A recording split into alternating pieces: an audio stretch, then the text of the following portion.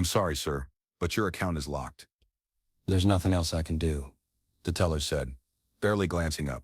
Arthur Harrison clutched the edge of the counter pension, just deposited his wife's prescription still unpaid. But I need that money for her medication, please, he whispered. But the teller simply handed him a flyer with a helpline and called next 9 minutes later, as Arthur sat defeated on the lobby bench. The founder's polished shoes echoed on the marble floor, the door swung wide, and everything in the branch changed type honor. If you think no veteran should ever be left waiting.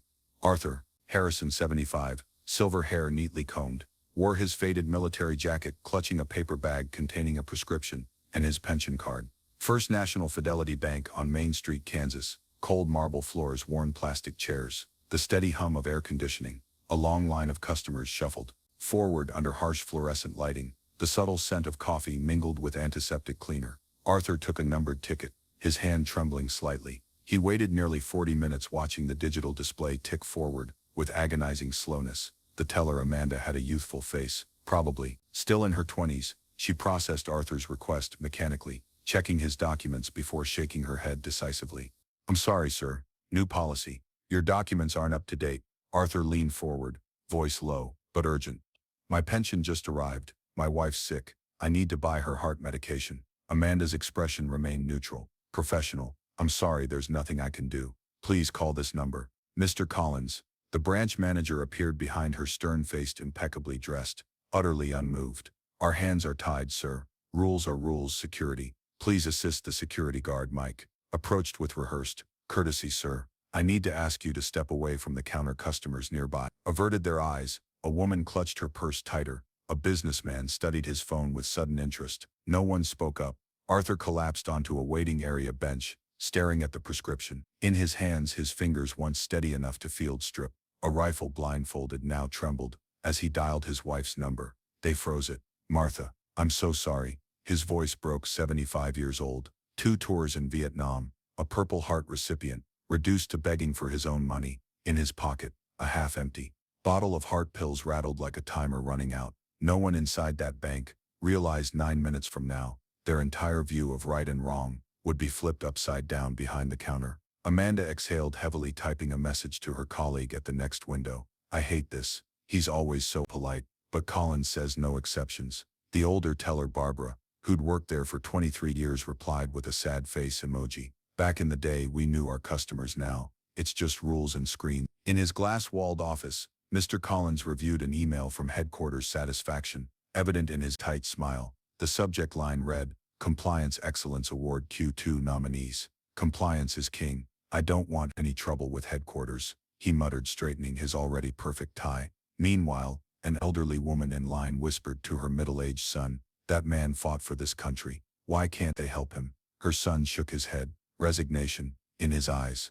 It's always about paperwork now. Mom, a college student waiting to deposit a check, discreetly filmed Arthur's rejection, posting it with the caption, This is how we treat our heroes. First national shame. Out in the lobby, Arthur sat hunched on a bench, his military posture crumbling under the weight of defeat. He dialed the bank's customer service number, enduring a robotic voice offering endless menu options. For checking accounts, press 1. For savings accounts, press 2. After 5 minutes of automated voices, he hung up, reaching into his worn leather wallet. He found a small card with a handwritten number, James Sterling, for emergencies. Arthur had received it years ago, after helping a stranded motorist change a flat tire during a thunderstorm. The distinguished gentleman had pressed the card into Arthur's hands, saying, if you ever need anything. He'd never used it. Pride, perhaps, or the belief that a man should handle his own problems. Now he texted his son, stationed overseas with the army, having trouble accessing pension. Don't worry, the reply came quickly. Hang in there, Dad, don't give up. Inside the manager's office, Collins briefed Amanda, before she returned to her window, if you break a rule for one, you break it for all. Make that clear. Amanda nodded, though something in her eyes betrayed her conflict. She'd seen Arthur's prescription. Her own grandfather took the same medication. Young bank employees whispered among themselves. One trainee, eyes welling with tears, asked if there was some exception process. The senior teller silenced her with a warning look. That's not how things work here, she murmured. Outside, a sleek black Mercedes pulled up to the curb. The driver opened the rear door, revealing polished wingtip shoes. Stepping onto the pavement, the security guard glanced at the bank's glass doors, then checked his watch. His eyes widened in recognition. Is that no one watching the clock realized whose footsteps would echo through those doors? Next, exactly 9 minutes after Arthur's rejection, a gleaming black Mercedes stopped in front of the bank. James Sterling, the founder, 63, distinguished in a tailored gray suit expression, cold as steel, strode through the entrance. His calculating gaze swept across the branch floor. His polished shoes echoed sharply against the marble. Customers and employees alike parted like the Red Sea. Bull! Moses James's voice cut through the silence. Who is the veteran who was just denied his pension? Amanda trembled, visibly pointing toward Arthur, still slumped on the waiting bench. James called out, voice commanding yet respectful. Lol. Mr. Harrison, please come here. Collins rushed forward, professional smile plastered on his face. Sir, we were just following protocol. His documents. James cut him off, eyes flashing with controlled fury. I built this bank to serve people, not bury them under red tape. The founder turned to the security desk, gesturing toward the monitors. Show me the security footage from the last hour. Now the entire lobby watched in stunned silence as the footage played. Arthur's polite request, Amanda's refusal, Collins's appearance, the security guard's escort, away from the counter. Customers pulled out their phones, recording the unfolding scene. A woman whispered to her companion, is that really James Sterling, the billionaire? James pulled out his phone, dialing with deliberate keystrokes. Mark, this is Sterling. I need Mr. Harrison's account unlocked immediately. Override protocol 37, BS, full access, and waive all fees for the next 6 months. I'm authorizing it. Personally, he turned to Collins' voice, dropping to a dangerous quiet. You're relieved of your duties. Effective now. The bank fell silent. Then from somewhere near the loan department, a single pair of hands began to clap. Another joined, then another within seconds. Spontaneous applause spread throughout the branch. Amanda burst into tears,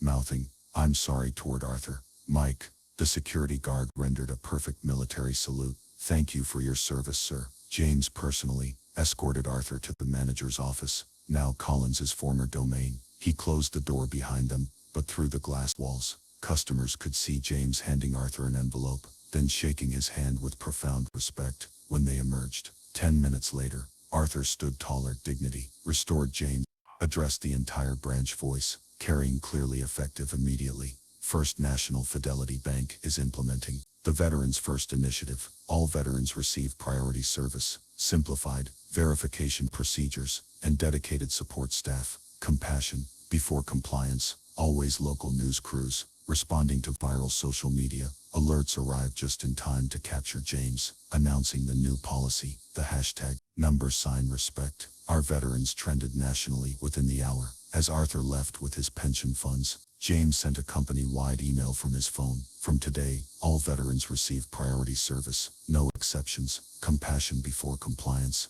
Any employee who cannot embrace this value should tender their resignation by end of business. Today, Collins, clearing out his desk, watched the email arrive on his computer. With a hollow expression, a customer approached Arthur, outside, pressing a business card into his hand. I'm an attorney. What happened to you today was wrong. If you want to pursue action. Arthur shook his head. No need for that. Now things are being made right. James stood in the branch doorway, watching Arthur walk away to his executive assistant. He murmured, find out how many veterans we have as customers. I want a personal review of every single account. Yes, sir. And Collins, ensure he receives 2 weeks severance, then blacklist him from the industry. Amanda approached hesitantly.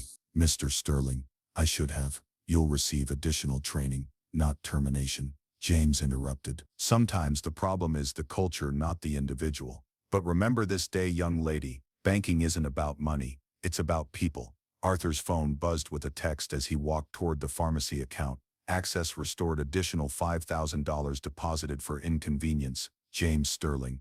The next morning, the bank's new policy was front-page news, and so was Arthur's smile. The video of a CEO firing his manager for mistreating a veteran went viral overnight. News outlets played the clip on repeat. Social media exploded with reactions. This should have been law long ago. You can tell he's a vet just by looking at him. Why all the red tape? But if everyone gets priority, doesn't that defeat the purpose? Arthur's story sparked national debate about how America treats its veterans. Talk shows invited experts to discuss the balance between security protocols and human dignity. 3 days later, Arthur appeared on Good Morning America. uncomfortable in the spotlight, but determined to speak up.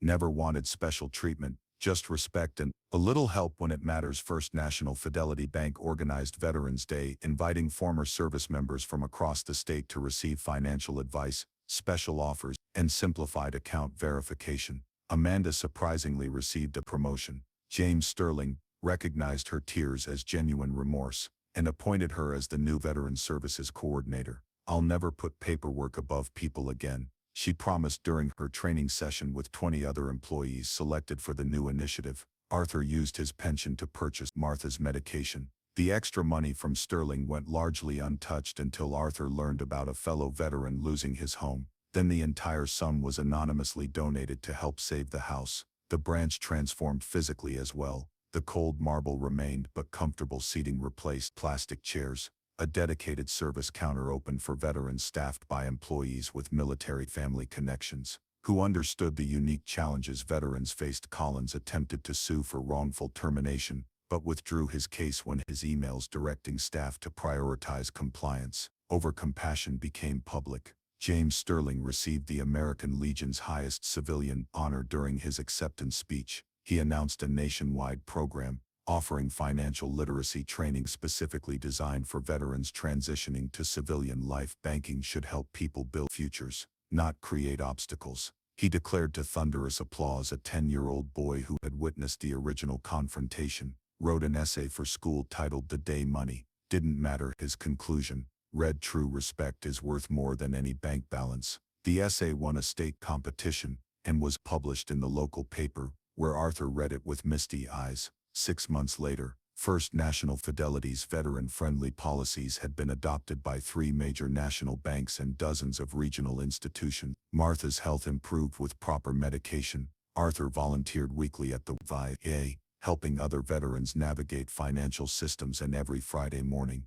James Sterling personally reviewed any case where a veteran's request had been denied anywhere in his banking network. No exceptions. Arthur said on the evening news, "You can freeze money, but you can't freeze dignity. If you were in that bank, would you follow the rules or break them for what's right? Let's talk about what real honor looks like." Arthur looked out the window, sunlight catching the glint of his old military pin. He smiled, not for the money, but for the reminder that dignity can always be restored no matter how many walls stand in the way. Sometimes it takes courage at the top to fix what's wrong below, but real change begins when ordinary people choose compassion over routine. Was the founder right to break the rules for Arthur, or should protocol always come first? Would you have done the same? Share your thoughts below. Real honor is always worth the debate.